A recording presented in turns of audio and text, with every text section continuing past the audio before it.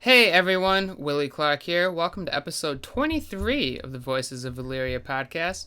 This week we're talking about the most recent episode of Game of Thrones, Oathbreaker. As always, the wonderful Timothy. How's it going? And I'm going well. I'm super talented. You can see me here on Saturdays. Try the veal. No, drinking games, Tim. This week's all about drinking games because we don't know what to do with one of our lead actors. That's very true. We still need to pay him though. But wait. I have a better idea. Let's have a conversation game. Yeah, but if we're gonna pay him, we better make sure to find a way to get him in as many episodes as possible.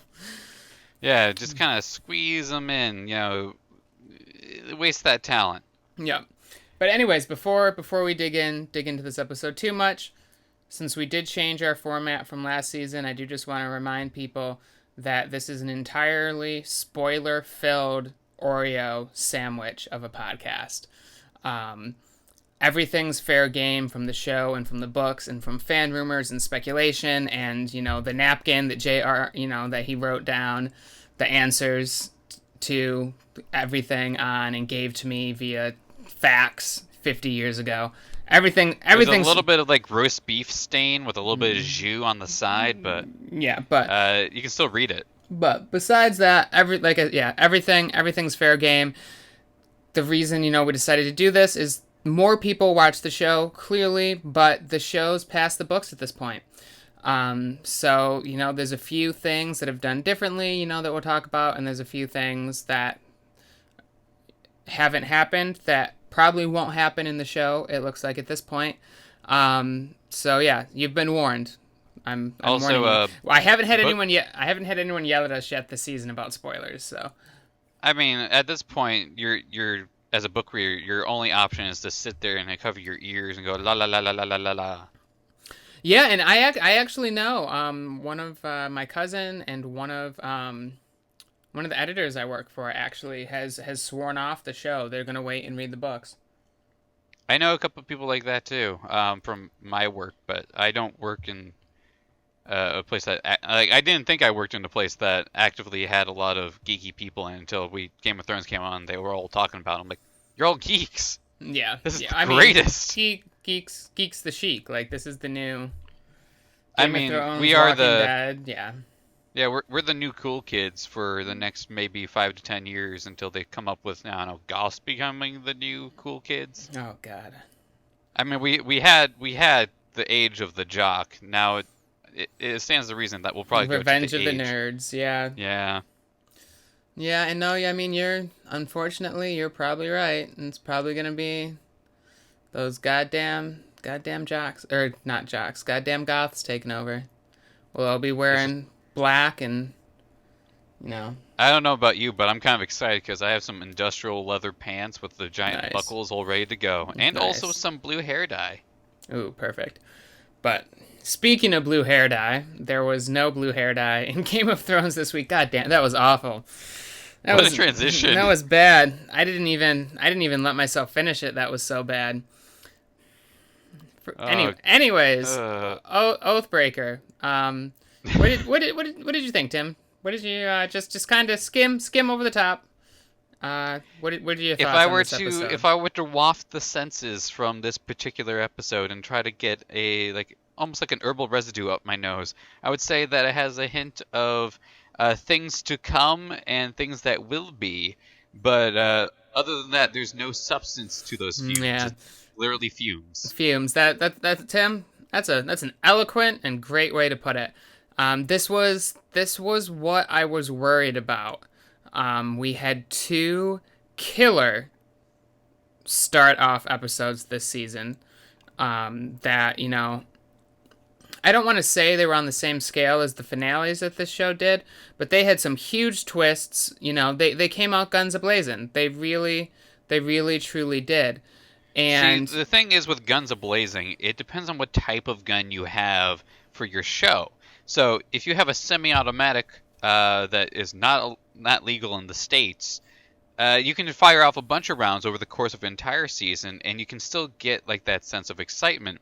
But Game of Thrones works with like a 1700s musket, they fire once, you get the smell of black powder afterwards, so you kind of remember that there were shots being fired earlier.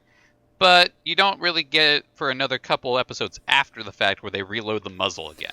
Yeah, Tim, goddamn, you're killing it today, Tim.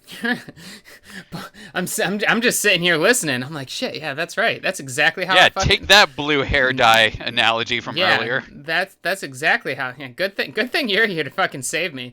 But no, I mean you're right. That's exactly how it works, and that was one of the things I was worried about with the past 2 episodes being so good. And it sounds weird to say that I was worried about them being so good. But I was worried to see what that was going to mean for what was going to come next. And yeah, this was an okay episode of Thrones. I think my biggest problem with it is the blue balls it gave me. It gave me some major R plus L equals J blue balls. I think that was probably the cheapest tease that they could possibly have ever had. Just like, did you hear a baby upstairs? We can't stay here, Bran. Yeah. If you stay here too long, exposition, bullshit. And I mean, here's my thing, and this is a trap that the show fell into at the end of last season too. I think I've decided that last season is actually probably the worst season the show's done. And a lot of it was at the end, it was just forcing these moments, cliffhanger. I mean, there were like 8 cliffhangers at the end of last season, and there only really needed to be 1. And the show has enough stuff built in that it shouldn't have to fake and build fake tension to a moment like that. The reason that I'm wondering, I mean, I think they're doing that to just delay revealing it as long as possible. From the descriptions, it looks like it's going to be in episode 5. I'm guessing Bran won't be in next episode. So halfway through the season, that's not bad. That's okay.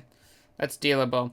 But I mean, the other reason I'm wondering, and this kind of makes sense, I guess, from their point of view, is I'm wondering if they did it to have there kind of be a chance for show-only people to realize that this was a big deal. Because when you watch the episode last week with the flashback with Bran and, you meet Lyanna, you meet, young Ned, unless you've read the books, that means nothing to you. They've only mentioned Lyanna, once in the show? Maybe twice? I think it was it was a couple times in the beginning of the actual series. Like, season 1 was just like... Yeah, so 6 years ago. So 6 years ago. And remember your sister? She was hot. Yeah, 6 years ago, and then Littlefinger, who incidentally we haven't seen yet this season, which I find very interesting. But Littlefinger mentions it to Sansa in the crypts last season. Yeah. So we did have that mention, but besides that reminder, essentially. Yeah, but besides that, there just wasn't... There's not a whole lot of her. And so, when you're watching the show with people who haven't read the books, who aren't living and breathing this quite in the same level that we are, which is fine. That's not being critical at all. It's fucking hard to keep track of this shit. We have a whole bunch of tape and pictures with red string between them. Like, what does it mean? What does it all mean? What does it all mean? Bran doesn't like trees. What does it mean? He doesn't want to become a tree. They recast these characters. Why did they recast? Yeah. But anyways, so it's hard to keep track of some of these things. So I'm wondering if that was the reason why they did this. Is so they hyped this up. So now people who have only watched the show can kind of be like, oh, like, I wonder what's going to happen. I mean, I wrote an article, but I've seen so many articles that were hyping this up as this was going to be the week we were going to figure out Jon's parents. So I don't know. I was very disappointed by Blue Balls, especially because they'd hyped it in the preview. They took us right up to that moment and then pulled Bran away, which is dumb. Yeah, that was a little bit of a cock tease. It was Blue Balls. It was Game of Thrones Blue Balls. I mean, that's all there is to it. It sucked too because I told pretty much all my coworkers they asked, like, do you think this is going to be? I'm like, oh, I know it's going to be the week, and then it wasn't the week. I'm like, well, yeah, I look like an asshole. Yeah, I mean, and I'm almost wondering if some of that was a rickroll from the show. I mean, obviously this stuff's planned out years and months and months and years and Yeah, they eons already ahead. finished filming, so. Yeah, but I wonder if they knew that, oh, we're gonna tease this, and people are gonna get hyped, and then we'll deliver it later. Which again, that's fine. Just annoying. It's just I thought it. Like I said, the show has enough momentum that it shouldn't have to pull cheap shit like that. It pulled a whole bunch of cheap shit like that last season.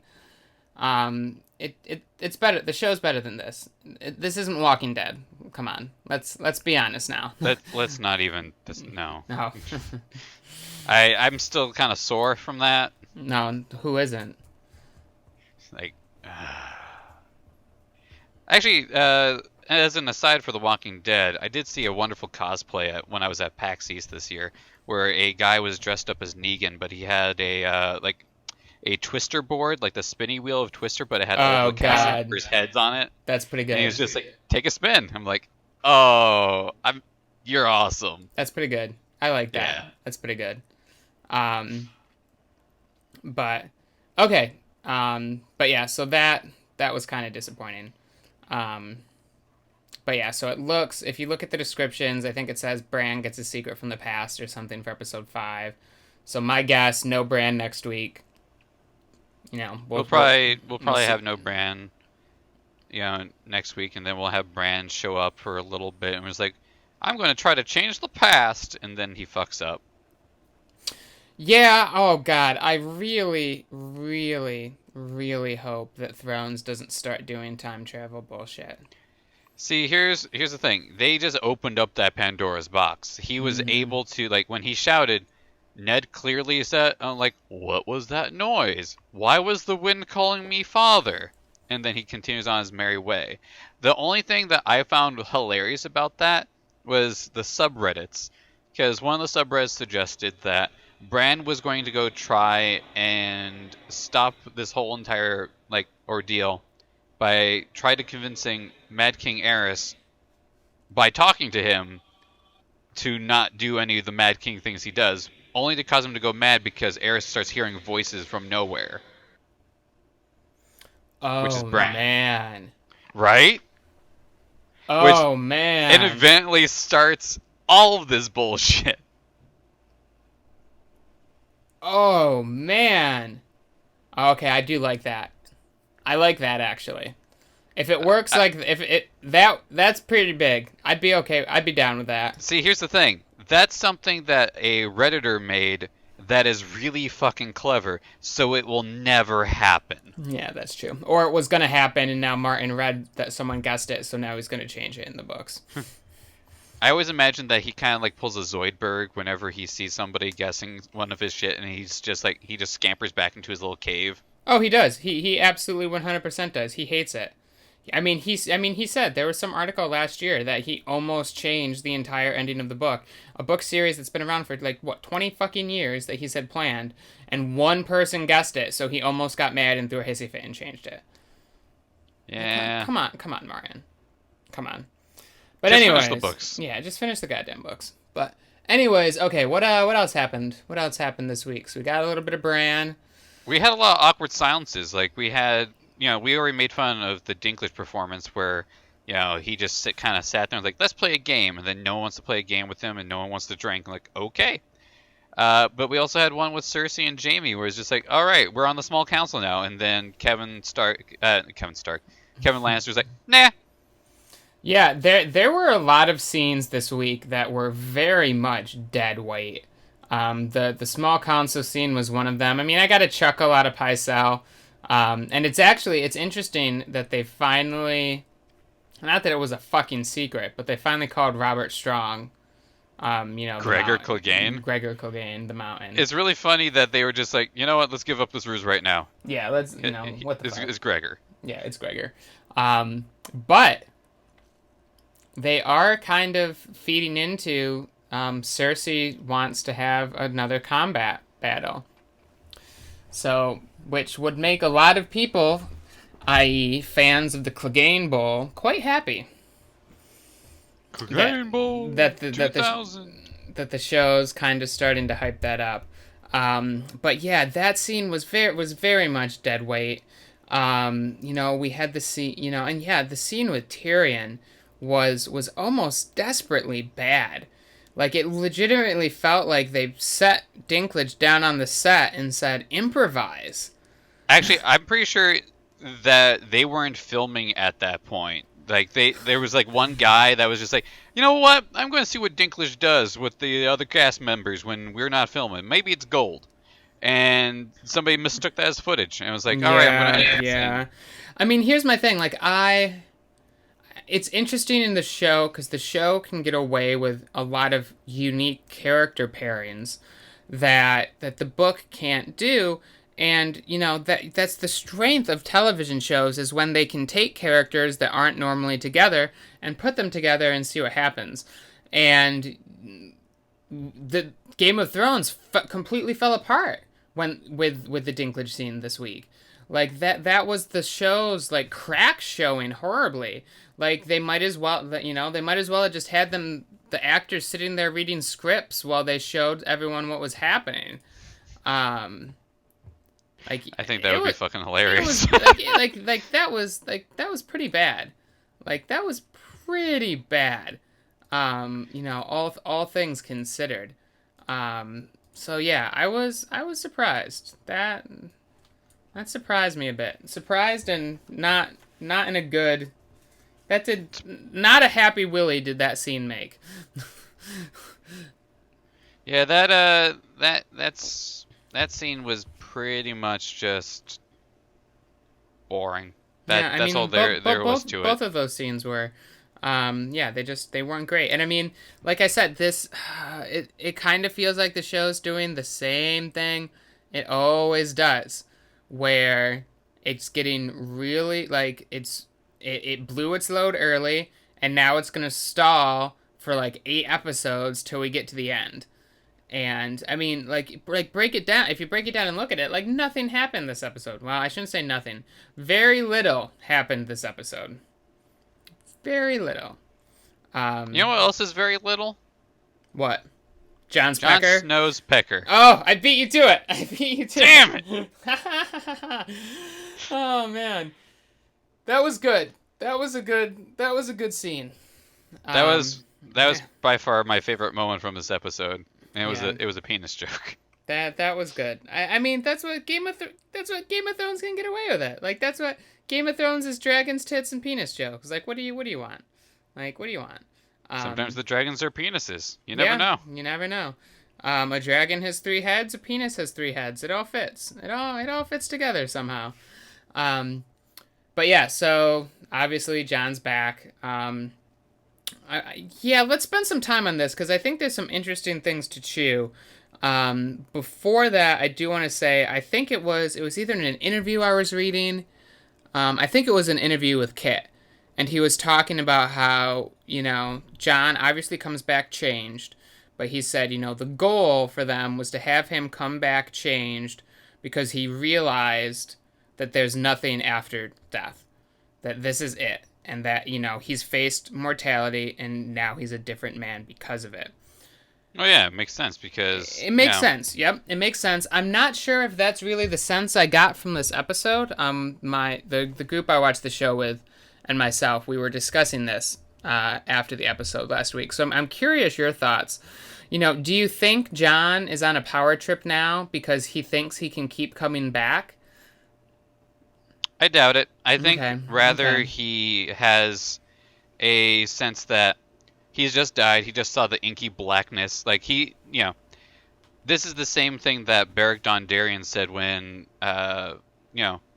Melisandre asked him when like, well, you went to the other side. What's on the other side? And he's like, nothing. It was darkness. And like, oh, all right. And then John reiterates the same thing. Like, it Mm-hmm. was darkness over there. And I think that kind of sense that there is nothing after this life definitely puts a value to what he's going to be doing now. Because, in the back of John's mind, it's probably still thinking, shit, there's White Walkers coming. But now it's, shit, White Walkers are coming, and there's no heaven to go to. Yeah, there's nothing after this. I did the. There are 2 things that I think are really really interesting with the John stuff. One, that he killed everyone. And I was thinking about this. I believe this is the first time we've witnessed a hanging on the show. Yeah, I I, couldn't recall another hanging, nor we have I recalled like somebody watching a hanging with Yeah, such I intense think we've seen staring. people who were dead that had been hung already.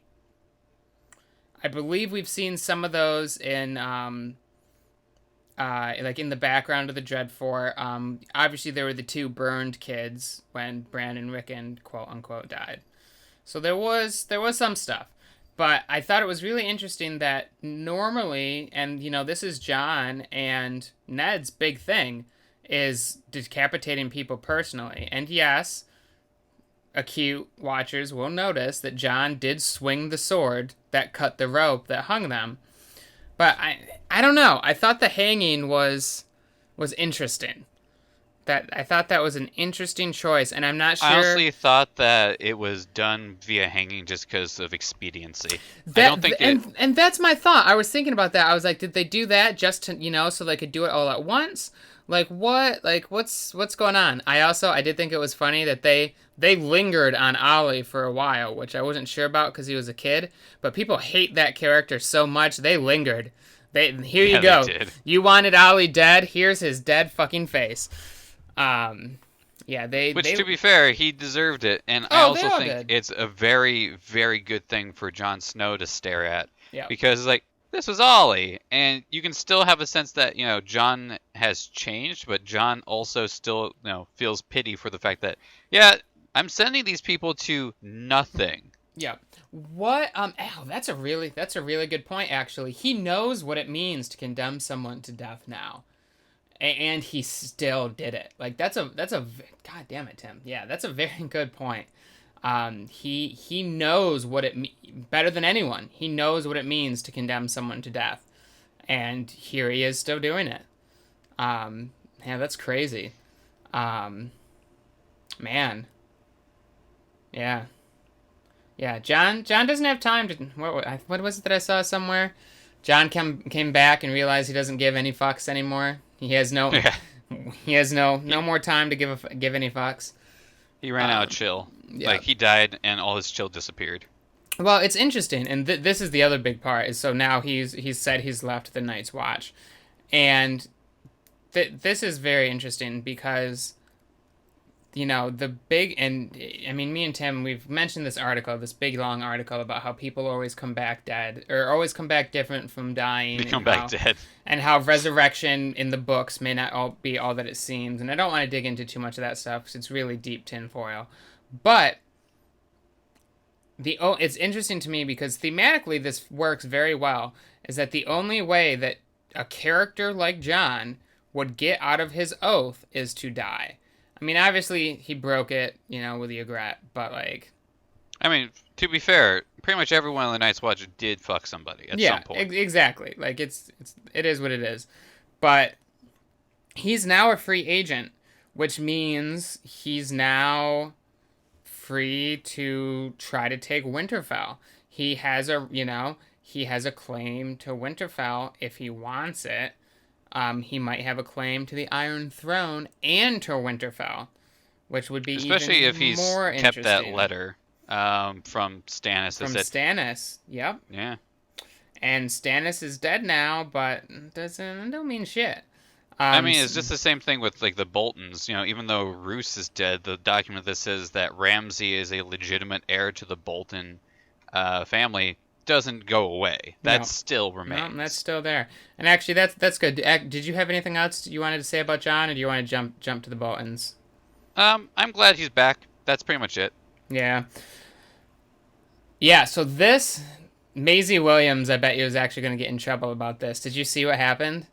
No, I missed. She had an interview a couple days ago where they asked her about Rickon, and she was like, "Oh yeah, he shows up this season." And then she was like, "Oh, wait, no, he doesn't." And then she was like, "Ah, shit. Well, maybe, I guess he might. I'm gonna get a phone call after this and be in trouble." Because no one knew Rickon as far as I know, no one knew Rickon had been cast, or not cast, but had been back filming, and she messed it up like 2 days before he shows up.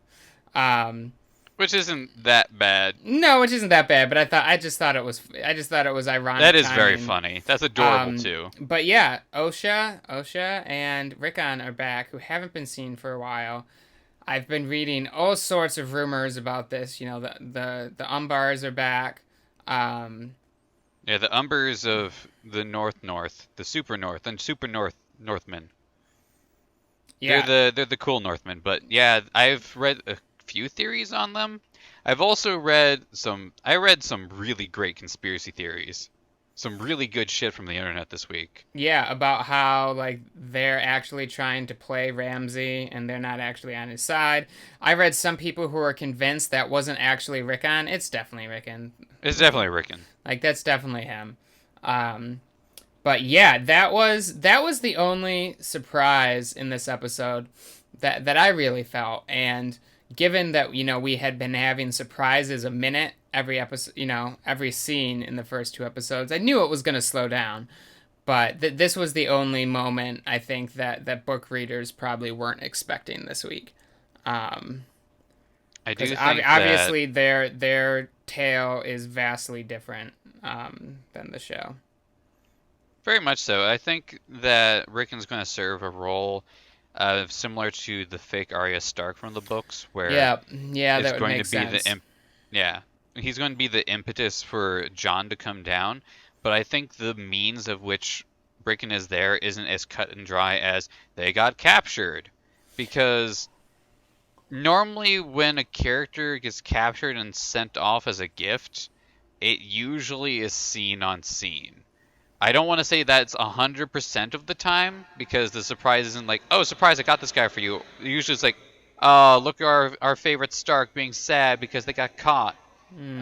In this case, it's surprised you with Rickon. I'm like, all right, this seems fishy. Plus, that guy called Roose Bolton a cunt, like a really big cunt, and knows that Ramsay absolutely killed his dad. And Yeah, the well, Umbers, so the only thing to remember though, Tim, and I think I'm right mhm. about this, is that they didn't kidnap Rickon. That's where they went. Is when they left Bran, they said, "Oh, we're gonna go find the Umbers." So they could have been there all along, and then now they've finally decided now's the time to do something with these two people we've had for a while. So that Do you could think the impetus for explain. that would have been Roose's death? Because Roose Bolton, I definitely think would have been harder to fool. I think Ramsay is much easier to fool. That's possible. It could have been Roose's death.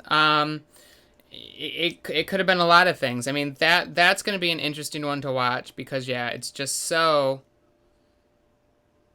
vastly different than the show or than the book. Like that's a Where is complete. he in the book by now? I Well, forget. so he is room. Davos is off looking for him.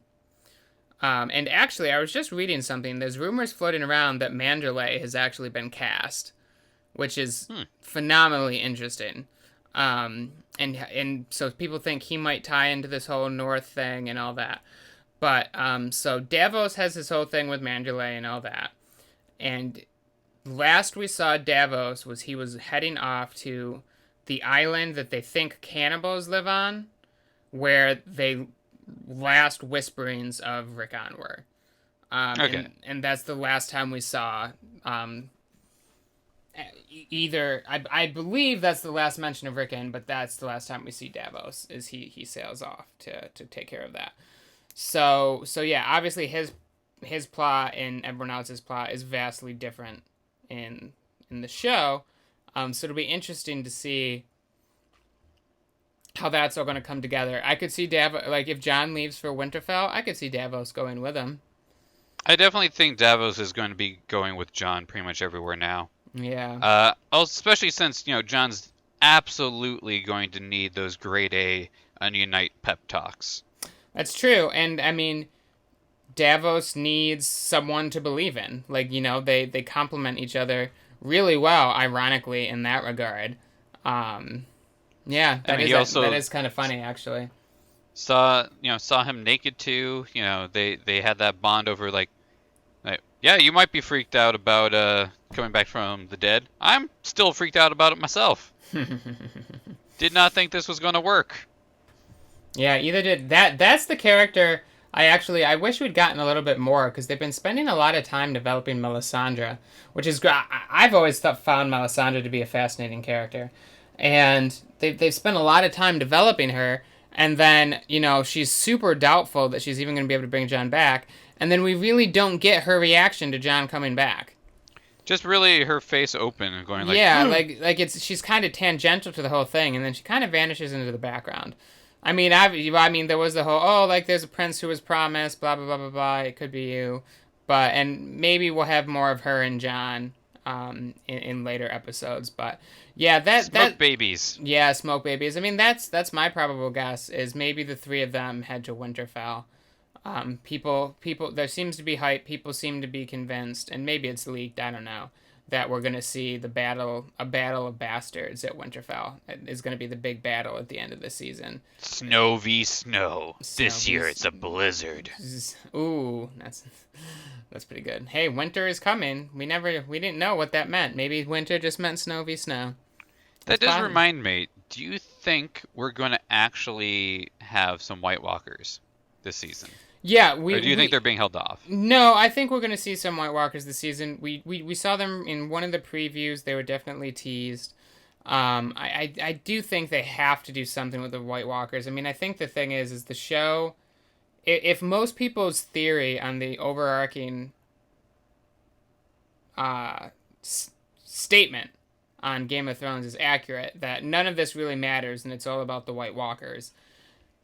The books can get away with mentioning that in book 1 and then not bringing it up, for 7 books. A show, with the way people's interest and attention span work, they can't do that. So I think that's why we saw the White Walkers, brought up last season. I think the show knows it needs to mention its big bad more often. It's tried really hard to make Ramsay that big bad, and I don't think it's worked super successfully. And it hasn't worked with Tommen at all. But yeah, I do think we'll get some of the walkers. It might not be till later this season, but I do think they have to have some. They have to bring them back somehow, some way. They have to mention these things again, I think. So. All right. We'll see. I'll take it. Yeah, hopefully. But actually, I mentioned Tommen. Tommen is a horrible actor. I mean, besides being a horrible actor, Tommen's fucked. He is fucked. I mean, he just that scene was the other scene this week that went on way too long, and sometimes it was just sit next to me because my knees are poor. It was just one of those scenes that didn't go anywhere. Like, they could have been sitting there talking about, like, what happened to them over the weekend. Like, it didn't seem to serve any point. It didn't really have any purpose. And, like I said, just a lot of the scenes felt that way this week. And that was another one of them. There was just like, I honestly feel as if when it comes to this Tom scene, the most that it's doing is that it's preparing you for the fact that I said this last week where my belief is that High Sparrow does not give a flying fuck about, the crown. He does care that the people view power in the crown. And when Cersei said that the 2 pillars of society are the faith and the crown, she's not wrong. And High Sparrow knows that. And I said that Marjorie is going to be in prison until she confesses and becomes, I think she'll become, a religious queen. Mm-hmm. And a pawn of the High Sparrow. And that Tommen playing that part would also be super beneficial to his overarching plan. Yeah, I mean, it's interesting. I mean, we did talk about some of this last week.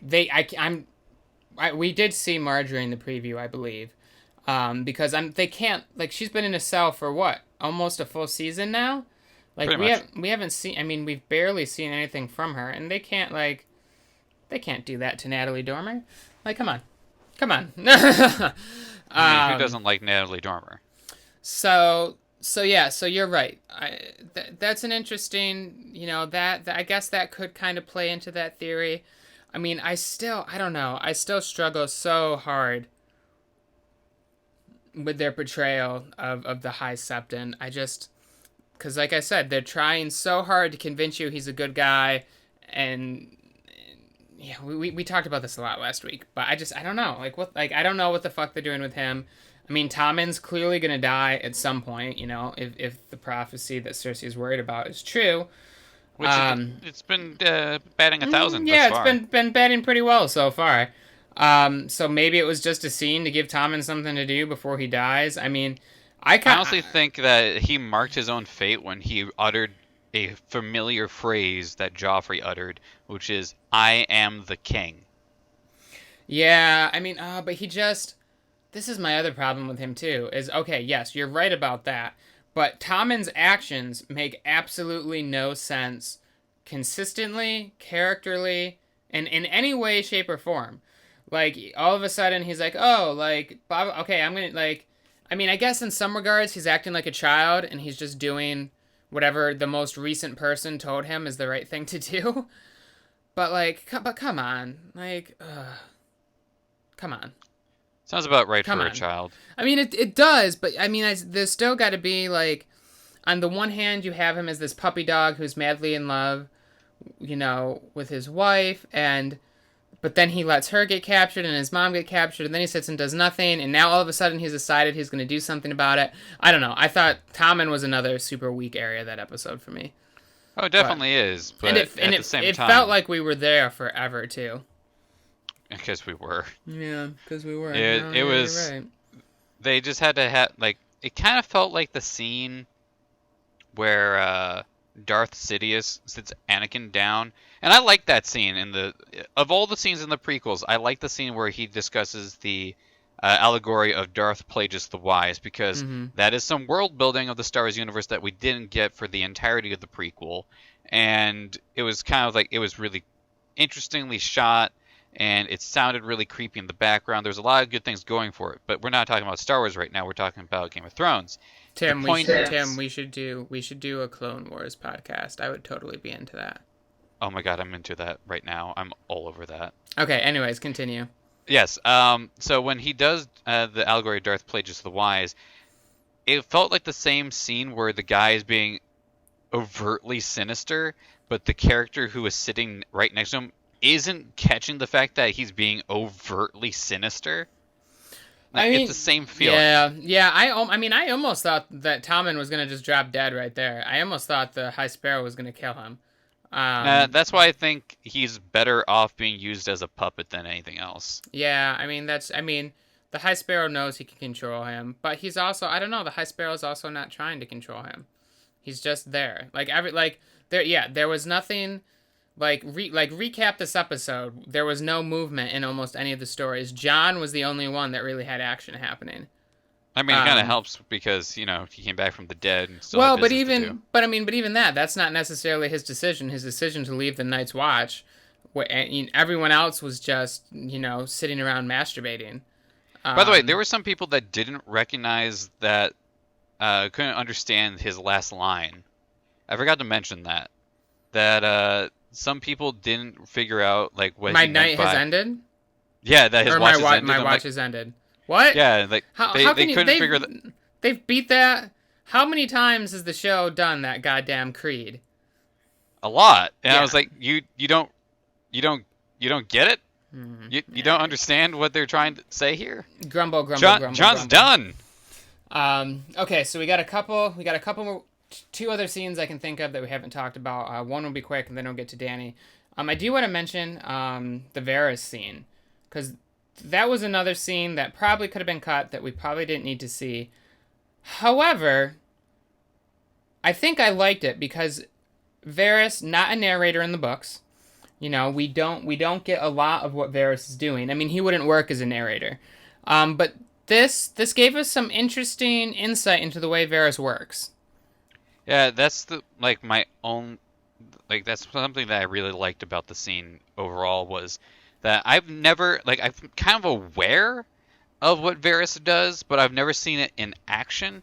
And you Yep. get that twofold, like Qyburn gets his little birds and gets Varys' little birds from King's Landing, and then you have this scene with Varys making people happy. And I was just like, wow, you know what? Of all the people in Westeros, I trust you the most to make me happy, Yeah, but I just have to give you information. Yeah, Varys is very fascinating, and I think that's one of the reasons I'm torn about it, because he's fascinating because he's an enigma.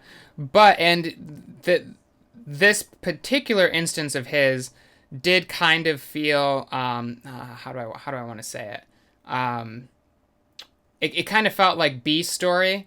Like, okay, fuck, we don't have anything else going on. Well, let's see if we can do something interesting with Varys. Because there was nothing else interesting going on in Marine. I mean, Marine, like, I don't even, what the fuck did they even decide in Marine? To send nasty letters? Yeah. Like, I mean, I think all they got was that they're sending little birds to all the corners of the free cities, or the quote unquote free cities. yeah. And that was pretty much our resolution. It's like, all right, we will reconvene after we get more details about these people. Exactly. Useless. Absolutely useless. Um, but yeah, no, that was an interesting little scene with Varys. Interesting little scene with Varys. Yeah, it's just kind of like take your dad home.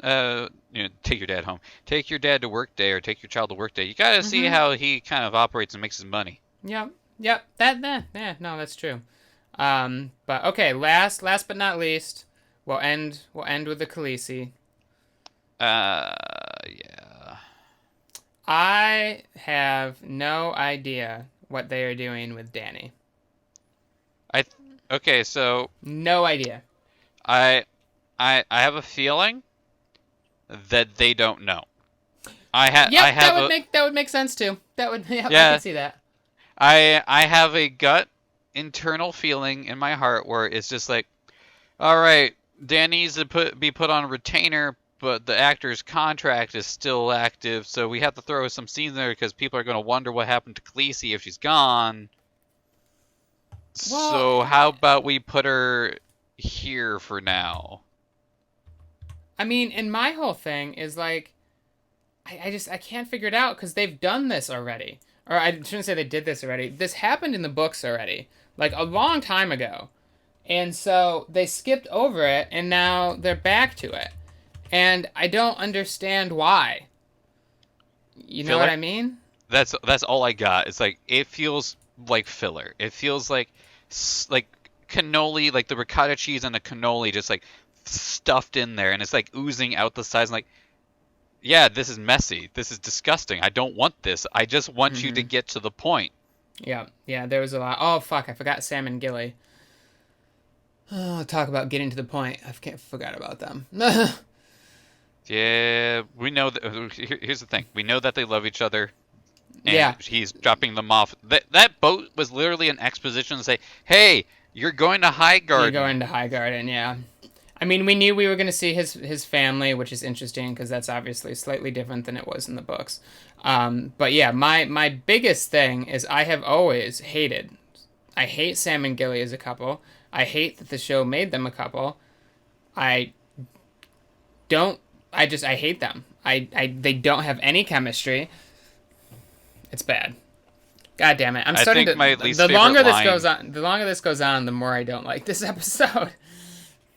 I think my favorite line, and by favorite line, my least favorite line was, Why would I hit the father of my son?" I'm like, that Yeah, that come on. you would hit him for a number of reasons. Yeah, come on, Gilly. Come on. There's a lot of good reasons to hit Sam. Not the least of which that he consistently lies to you. Like, there's not a time that Sam does not lie to you, and then it's like, you know what? You know what I said earlier that we were gonna do this thing? I decided to do the complete opposite. Yeah, it's gonna be interesting. I am kind of seeing High Garden is gonna be kind of cool. That will be interesting. And we did get mention of Dorne. Oh yeah, we did. For, like, Mention of Dorne. I'm still not entirely convinced that we'll ever see it again. But we did get mention of it. Yeah, Dorne's in chaos. We have enemies. We have many enemies around the world. We should probably figure this out. Yeah. And then the small council's like, you know what? You have a good point. We're gonna leave. Screw you guys. I'm going home. Yeah. But okay, That's mm. did we This forget episode was a anything? big fuck you. Yeah, it was. Did we forget anything? Have we? I think we've covered everything. Um, let's see. Arya with the faceless men we kind of covered. Oh no, fuck, we didn't do Arya. Arya had some momentum this week. She actually got her vision back. Okay. Yeah, she met Murdoch, and then they were just like, "All right, you're not Matt Murdoch anymore. You're just going to be able to It's see." a Like, training montage. Yeah. I, Essentially. you know, so this is a complete aside, but uh, somebody suggested that they should have for the montage when Jon Snow goes down to Winterfell with his wildling army, that they should have Be a Man uh, play as they march down, It's and he funny. trains them how to become like actual soldiers. I'm like, you know what? Why not? Yeah, why not? Why the fuck not at this point? But yeah, I think you could have taken entire Arya's entire last couple seasons arc and just done it in that. We could have just seen what we saw this week, and we probably would have been. You probably could have taken everything that we had seen and put it in an episode, like Well, yeah, not a full episode even, just like one big block, and just like, all right, Arya's there. Arya goes blind. there you Arya go. does a training montage. Yep, We're done. done. Yep. But at least it looks like she'll have some momentum and some movement now. I do think the mentioning the list was interesting. Because I mean, I think that's long been theorized that might be something that Arya goes and does. So I do think that was interesting. I'm kind of curious what the faceless men like. Obviously, the faceless men like her enough that they gave her a second shot after she took somebody from the faceless god. Like that's apparent. But my question is like, what do they gain from training her? Yeah, the organization as a whole has always confused me because when it's mentioned in the books outside of the actual house, like when people talk about it, it's kind of talked about like a pretty large network of assassins. Um, you Think know, League of Shadows. yeah, and I mean just to give you an example, it's widely believed that a faceless man was who killed um, Greyjoy. That he wasn't actually there, that he hired a faceless man to push him off the bridge. Um, we see a faceless man again in Old Town. Um, so yeah, and so it's interesting to me that we never really see anyone, and especially in the show, there's only the three of them, and then people who come there to die. And in the books, still too, I don't think we really ever see anyone else. So how the organization itself works, what they see in Arya, yeah, that's all still very much a mystery. Turns out they just liked her lemon squares recipe. It's possible they liked that she was nice to Hot Pie. Also possible. There's a range. There's a range of possibilities here. Honestly, But I've decided that the gods in this universe really don't know what the fuck they're doing either. also possible. I think they do know what they're doing. I think they just fight with each other, which is what I think leads to a lot of what we see. But Yeah, that'd be fair. I could be wrong. We'll find out. But yeah, so hopefully next week we get a little better. But any other thoughts, Tim? Any other burning desires? Uh, I really wish I could take back that scene of Melisandre from 2 episodes ago. Yeah, I think that was very much a statement. I think they did that on purpose. But Yeah. anyway, I mean, old women aren't that bad. But yeah, Yeah, I think that's about it. I do. Hold on. I want to end on that note. I do want to see more of Melisandre's reaction to this whole thing. I agree. Is she gonna go on a power trip now that she knows she can bring people back? Because she was in a crisis of faith, and we didn't get to see that resolved. I kind of feel, and this is just a personal thing, that I think she's going to go the tempered route, where she's going to be like, all right, I've been spurned by you multiple times, so I'm going to believe in you because this clearly just happened, but my faith is going to be tempered by the fact that I've totally been dicked over by you several Yeah, times. that's true. That's true. But I could definitely see like Power Trip Melisandre be a thing. But I have quote unquote faith that she will be tempered now. Well, we'll find out. We'll find out. Maybe we'll find out. Maybe we'll find out next week. Or maybe they'll never touch her character again. And that's also quite possible. But anyways, thank you all. Thank you all very much for listening. Tim, thank you for really fucking rocking it this week. I brought my A game, took a nap, and ate some pulled pork. Yeah, exactly. I should have had pulled pork before I came on here. But anyways, have a good week, everyone. Voices of Valyria, 8-Bit Awesome. We'll be back next week. Talk to you guys later. Same time, same bat place. Bye.